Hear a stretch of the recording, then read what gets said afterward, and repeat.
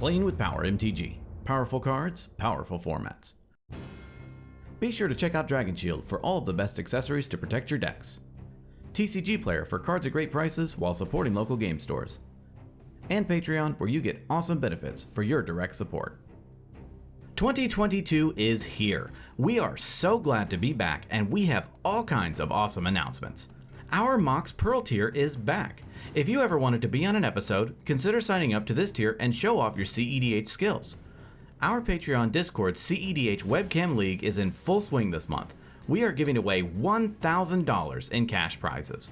All you have to do is sign up to Patreon at any tier to gain access. Good luck! We are now streaming on Twitch. Check us out every Wednesday evening for games and much more. If you sub to Twitch, you'll get additional perks like Discord access and the ability to play in our league. In February, we are hosting a CEDH tournament on our Discord. It will be 100% proxy friendly, and there is over $1,200 in cash prizes. Stay tuned for more info. We wanted to thank all of the players that came to our table during MTG Vegas last year. We had an amazing time with you all. We will be attending more events as they safely come throughout the year, so stay tuned to our social media to stay up to date. Now, let's start out by showcasing our fighters this evening. First, we have Zach piloting the partner pair of Tymna the Weaver and Kraum, Ludovic's Opus. Better known as Freeze Thief, this deck aims to disrupt hands and rely on Underworld Breach lines to close out the game. Zach's opening hand contains an Exotic Orchard, Ancient Tomb, Gamble, Talisman of Dominance, Time Twister, Dothy Voidwalker, and his London Mulligan is a Ranger Captain of Eos. Next, we have DJ piloting Yuriko the Tiger Shadow. This is DJ's spicy deck because it is a budget version of Yuriko. It seeks to attack with ninjas, get multiple Yuriko triggers, and drain out his opponents all on a budget. DJ's opening hand contains a Sakashima Student, Mental Misstep, Moth Dust Changeling, Swamp, Misdirection, Island, and a Mystical Tutor. After that, we have Cameron from the Lab Maniacs piloting Kenrith the Return King. Better known as Kenrith Evolution, this deck seeks to grind with its many draw engines and set up a win through the many loops it has at its disposal. Be sure to check out the Lab Maniacs on YouTube and on social media. Links are in the description below. Cam's opening hand contains a Brainstorm, Phantasmal Image, Opposition Agent, Mana Drain, Noxious Revival, Badlands, and a Scalding Tarn. Finally, we have Nate, also piloting Yuriko the Tiger Shadow. This is a mid-range version of Yuriko that looks to grind with Yuriko and set up a win through massive card advantage. Nate's opening hand contains a Swamp, Seagate Restoration, Drowned Catacombs, Watery Grave, Phantasmal Image, Changeling Outcast, and a Stonecoil Serpent. Without further ado, let's begin this absolutely absurd adaptation of Availing Associates. DJ found Waldo and gets to start us off. DJ draws a card per turn and plays an island. He casts Moth Dust Changeling. He passes. Cam draws a card per turn and plays a Scalding Tarn. He passes as well. Nate draws and plays a Watery Grave into play untapped, paying 2 life. He casts a Stonecoil Serpent where X equals 1. He gives the turn to Zach. Zach draws and plays a Flooded Strand. He cracks it, pays a life, and fetches up a Volcanic Island onto the battlefield. He casts Gamble. He fetches up a card into his hand and randomly discards a Talisman of Dominance. He casts Mana Crypt. With nothing left, he gives the turn to DJ. DJ draws and plays a Swamp. He moves to combat and attacks Zach with Moth Dust Changeling. Zach declares no blocks, and in response, DJ ninjutsus in his commander, Yuriko the Tiger Shadow, bouncing Moth Dust to his hand. Zach takes it, and Yuriko triggers. DJ reveals Thassa's Oracle, and each opponent loses 2. DJ passes. At the end of DJ's turn, Cam cracks a Scalding Tarn, pays a life, and fetches up a Watery Grave onto the battlefield tapped. He pays 2 life to cast Noxious Revival, putting Scalding Tarn from his graveyard onto the top of his library. Then DJ discards the hand size. Cam draws and plays a Scalding Tarn. He passes. Nate draws and plays a Drowned Catacombs. He casts Changeling Outcast. He ships the turn. During his upkeep, Zach wins his Mana Crypt roll. He draws and plays an Exotic Orchard. He passes. DJ draws and moves to combat. He attacks Zach with Yuriko. In response, Zach flashes in an Opposition Agent. In response, Cam cracks the Scalding Tarn, pays a life, and fetches up a Tundra onto the battlefield. With Agent still on the stack, Cam casts Mana Drain, countering Agent. Then Zach takes the damage. Yuriko triggers, and DJ reveals a Mistcloak Herald into his hand, with each opponent losing 1. In his second main phase, DJ casts Moth Dust Changeling. DJ passes, discarding the hand size. Cam draws, and in his first main phase, he adds 3 colorless through Mana Drain. He plays a Badlands for turn. He casts an Opposition Agent. In response, Nate casts Mystical Tutor. He fetches up a Force of Will onto the top of his library. Agent resolves, and Cam passes. Nate draws and plays a Seagate Reborn into play untapped, paying 3 life.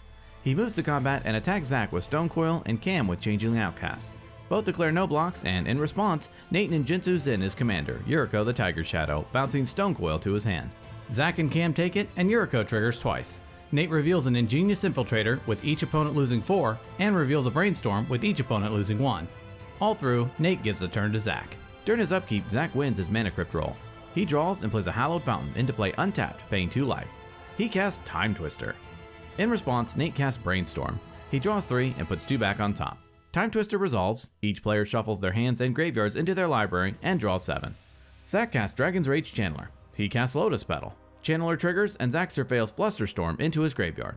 He casts Mana Vault. Channeler triggers and Zack surveils 1, leaving it on top. With nothing left, he passes the turn to DJ. DJ draws and plays a Marsh Flats. He casts a Soul Ring. He casts a Scroll Rack. He moves to combat and attacks Nate with Yuriko and Moth Dust. DJ takes it and Yuriko triggers twice. In response, DJ activates Scroll Rack, exiling 2 cards, rearranging 2, and putting the exiled cards into his hand.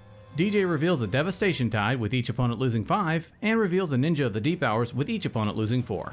Finished up, DJ passes. Cam draws and plays a Polluted Delta. He casts a Dauthi Voidwalker. In response, DJ cracks his Marsh Flats, pays a life, and fetches up an Underground Sea onto the battlefield. Which he shouldn't have been able to do because there was an opposition agent on the battlefield. No one caught it, but magic is hard, okay? Then Cam cracks his Polluted Delta, pays a life, and fetches up a Bayou onto the battlefield. Dauthi resolves, and Cam follows up by casting Dark Confidant. He gives the turn to Nate. Nate draws and plays a Shipwrecked Marsh for turn. He casts a Lotus Petal. He casts an Ornithopter. He moves to combat and attacks DJ with Yuriko and Changeling Outcast.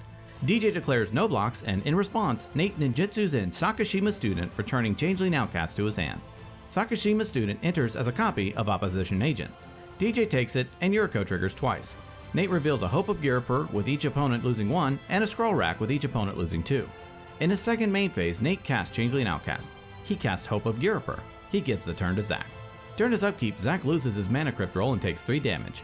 He draws and casts Shatter Skull Smashing, where X equals 2, targeting Changeling Outcast and Moth Dust Changeling. Channeler triggers, and Zack surveils, leaving it on top. Shatter Skull resolves, both creatures die, and Shatter Skull is exiled by Dauthi Voidwalker with a void counter on it. Zack cracks his Lotus Petal to cast his commander, Tymna the Weaver.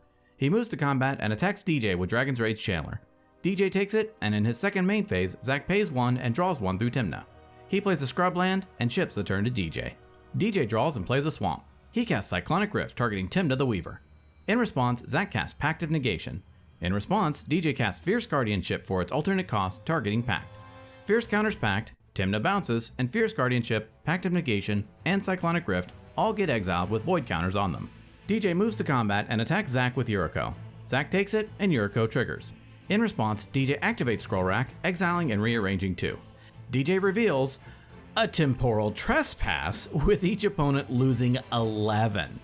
Unfortunately, this was enough to knock Zack out of the game. In his second main phase, DJ casts Mystic Remora. He passes the turn to Cam. During his upkeep, Cam reveals a Marsh Flats through Dark Confidant. He draws and plays an Underground Sea. He casts Lion's Eye Diamond. Mystic triggers and DJ draws. He moves to combat and attacks DJ with Opposition Agent and Dark Confidant. DJ takes it, and in Cam's second main phase, he sacrifices Dauthi Voidwalker, choosing Cyclonic Rift. He cracks Lion's Eye Diamond, discarding his hand to help cast an overloaded Cyclonic Rift. Mystic Remora triggers, and in response, Nate casts Force of Negation, exiling a blue card, targeting Rift. Mystic triggers and DJ draws. Force of Negation counters and exiles Cyclonic Rift. DJ then draws off of Remora, and Cam, empty-handed and thoroughly deflated, passes the turn. Nate draws and plays a Flooded Strand. He cracks it, pays a life, and fetches up an Underground Sea onto the battlefield. And yes, everyone misses the Opposition Agent again. He casts Scroll Rack, not paying for Mystic. He moves to combat, attacking DJ with Yuriko, Opposition Agent, and Hope of Gyruper. DJ takes it, and Yuriko triggers twice. In response, Nate activates Scroll Rack, exiling 2 and rearranging. Nate reveals a Commandeer with each opponent losing 7, and a Fierce Guardianship with each opponent losing 3.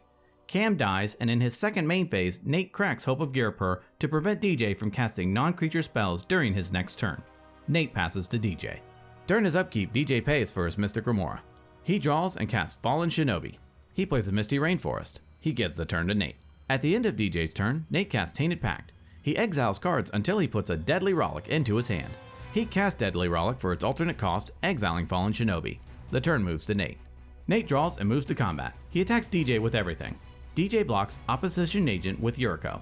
In response, Nate activates Scroll Rack, exiling 2 and rearranging. DJ takes it and Yuriko triggers. Nate reveals a temporal trespass, killing DJ, ending the Battle of the Ninjas, and Nate wins the game.